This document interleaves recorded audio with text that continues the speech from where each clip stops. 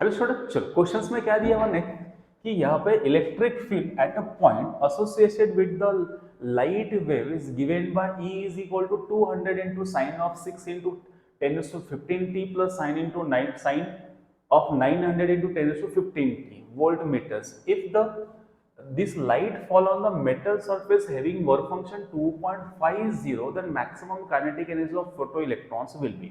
Okay, questions में क्या बोल रहा है, एक लाइट वेव गिर रहा है मेटल सरफेस पे जिसका उन्होंने इक्वेशन दे के रखा हुआ है। अब बोल रहा है कि अगर मेटल सरफेस का वर्क फंक्शन कितना है 2.50 है, तो बताओ कि काइनेटिक एनर्जी ऑफ फोटॉन्स की फोटो इलेक्ट्रॉन्स कितना आएगा। ओके, अब ध्यान से देखो मेरे पास क्या दिया वहां पे, जो लाइट वेव दिया है उसकी फ्रीक्वेंसी कितनी है, एक यहाँ पे 6 into 10⁻15 है, दूसरी फ्रीक्वेंसी कितनी है 9 into 10⁻15 है। अब मुझे क्या चाहिए, मैक्सिमम काइनेटिक एनर्जी चाहिए, तो हम फ्रीक्वेंसी क्या लेंगे, मैक्सिमम वाला। दो फ्रीक्वेंसी दिख रहा है, 6 into 10⁻15 है, दूसरा कितना है आपके पास बताओ 9 into 10⁻15 है।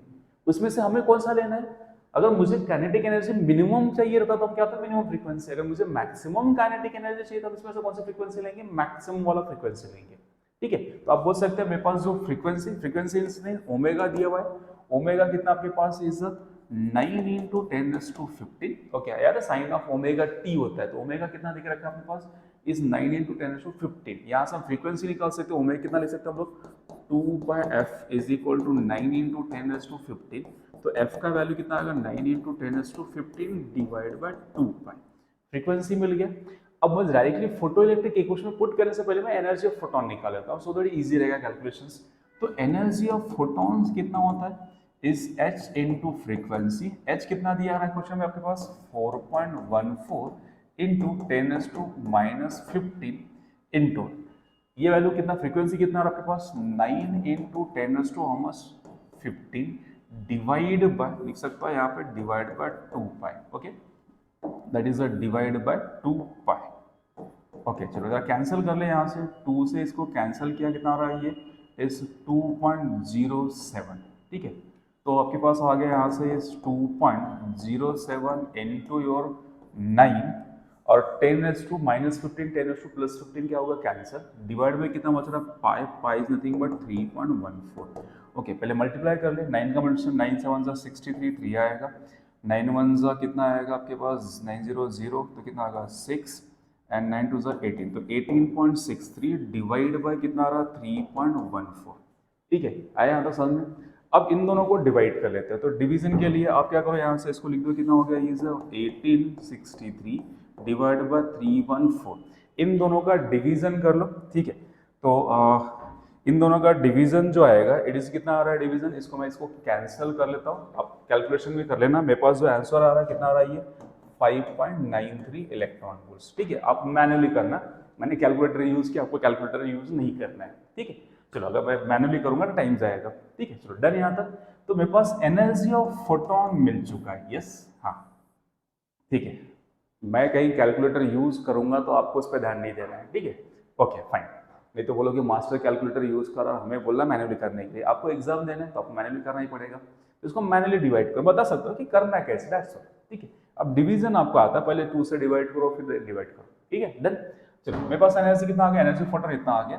अब मैं लिख सकता हूँ कि सर मुझे नहीं पता है, energy of your photon is equal to work function plus kinetic energy.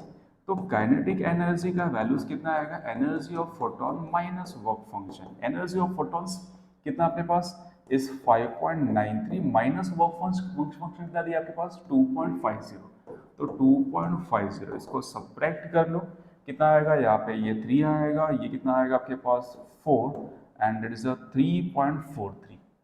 तो 3.43 के आसपास मेरे पास कौन सा वैल्यू है, ये वाला डी ऑप्शंस।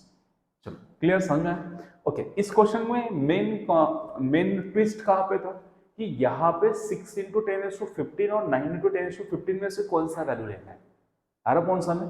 तो लाइट वेव का इक्वेशन दे रखा है, वेव के इक्वेशन से मुझे क्या चाहिए, हमें एनर्जी ऑफ फोटोन चाहिए, तो वेव के इक्वेशन से आप फ्रीक्वेंसी निकाल लो। फ्रीक्वेंसी मिलने के बाद अब दो दो फ्रीक्वेंसी दिया तो कंफ्यूज नहीं होना है, आपको क्या दिया है मैक्सिमम काइनेटिक एनर्जी निकालना है, तो आप क्या निकालोगे यहाँ पे मैक्सिमम फ्रीक्वेंसी।